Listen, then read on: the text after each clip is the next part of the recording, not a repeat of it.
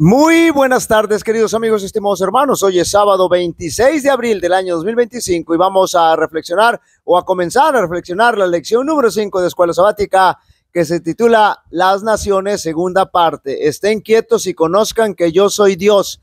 Exaltado seré entre las naciones, enaltecido seré en la tierra. Salmo capítulo 46, verso 10. Todo lo que el Señor hace por nosotros es bueno. Note bien. Nuestro Dios nunca va a experimentar con nosotros. No somos sus conejillos de India. Somos lo máximo de su creación. Tampoco el Señor va a montar una parodia, una situación indolente para poder mostrar al universo cuánto nos ama y cuánto está dispuesto a hacer por nosotros. El Señor nunca tramó nuestra caída. Tampoco nunca ha necesitado nuestra caída para mostrarle nada a nadie. Note bien, la caída de Lucifer no ha sido obra de Dios. Jamás. La caída de Adán y Eva no fueron planeadas tampoco por nuestro Dios. Nada de lo malo que ocurre en este mundo o en el cielo ha sido una escena montada por el Señor.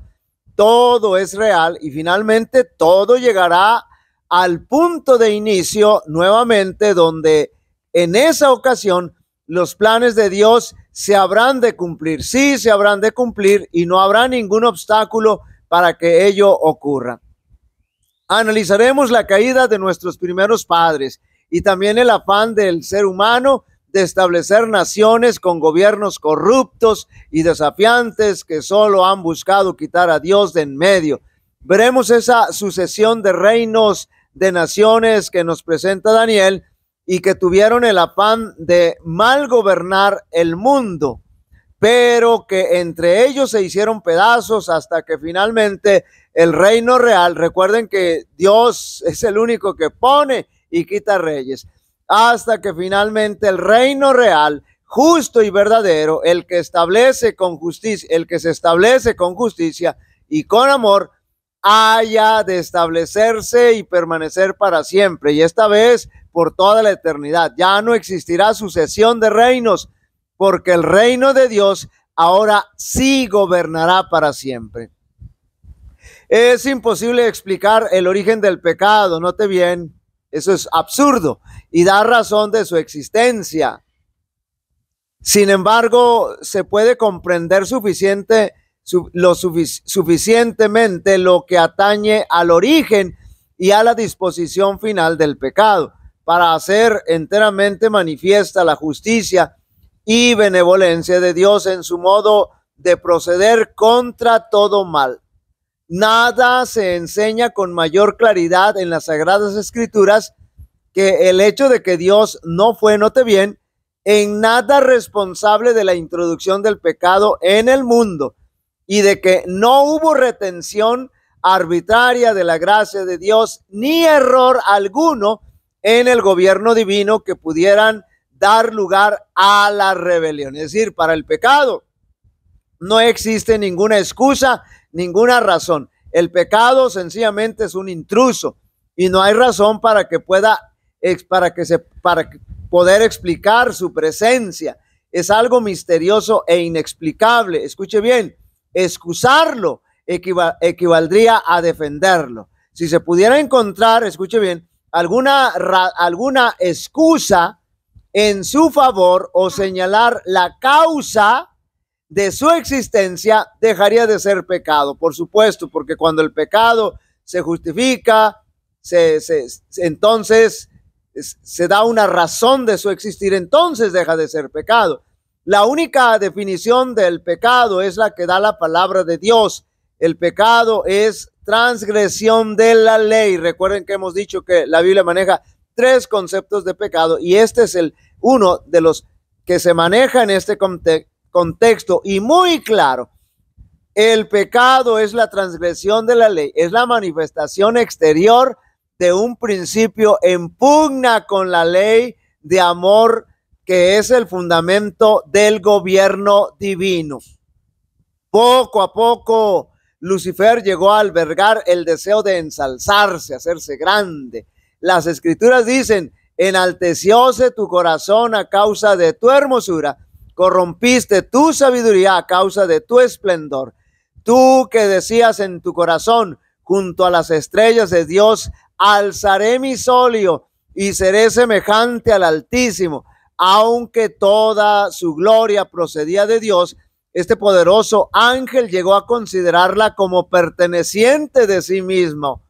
Note bien, descontento con el puesto que ocupaba, a pesar de ser el ángel que recibía más honores entre las huestes celestiales, es decir, era el ángel, el principal de los ángeles, se aventuró a codiciar el homenaje que solo debe darse al Creador, como ya lo hemos dicho en otras ocasiones, en vez de procurar el ensalzamiento de Dios como supremo en el afecto y la lealtad de todos los seres creados, trató de obtener para sí mismo el servicio y la lealtad de ellos, y condicionando la gloria con que el Padre Infinito había investido a su Hijo, este príncipe de los ángeles aspiraba el poder que solo pertenecía a Cristo.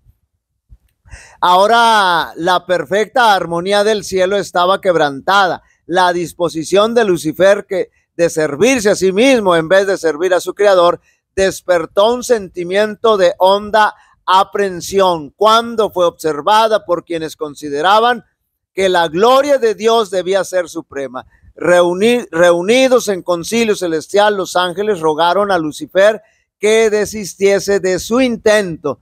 El Hijo de Dios presentó ante él la grandeza, la bondad y la justicia del Creador, y también la naturaleza sagrada e inmutable de su ley.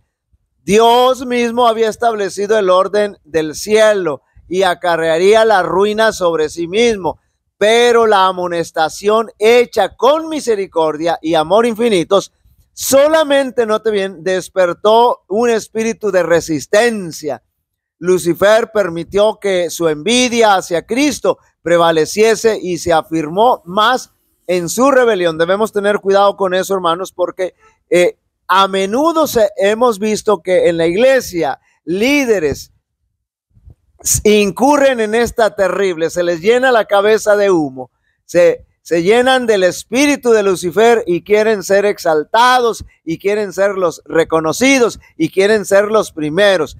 Como la ley de amor era el fundamento del gobierno de Dios y lo sigue siendo, la dicha de todos los seres creados dependía de su perfecta armonía con los grandes principios de su justicia. Por supuesto, Dios quiere que todas sus criaturas le rindan un servicio de amor y un homenaje que provenga de la apreciación inteligente de su carácter, del carácter de Dios. No le agrada la sumisión forzosa y da a todos libertad para que le sirvan voluntariamente. Cuando nosotros vemos al Señor, quedamos impresionados.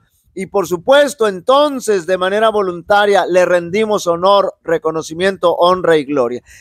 Queridos amigos y hermanos, cuando Israel pidió rey para ellos, esa no fue ni por lejos la mejor opción. Tampoco fue el plan de Dios que las naciones fuesen gobernadas por seres humanos corruptos, orgullosos, egoístas y con mucho amor al poder. Ese tampoco es el plan de su iglesia. Siempre fue la voluntad de Dios que tanto el ser humano, las naciones y su iglesia, note bien, estuvieran dirigidas por nuestro Dios. Jehová te bendiga y te guarde. Jehová haga resplandecer su rostro sobre ti y tenga de ti misericordia. Jehová alce sobre ti su rostro y te dé paz. Y pondrán mi nombre sobre los israelitas y yo los bendeciré. Dios bendiga a cada uno de vosotros.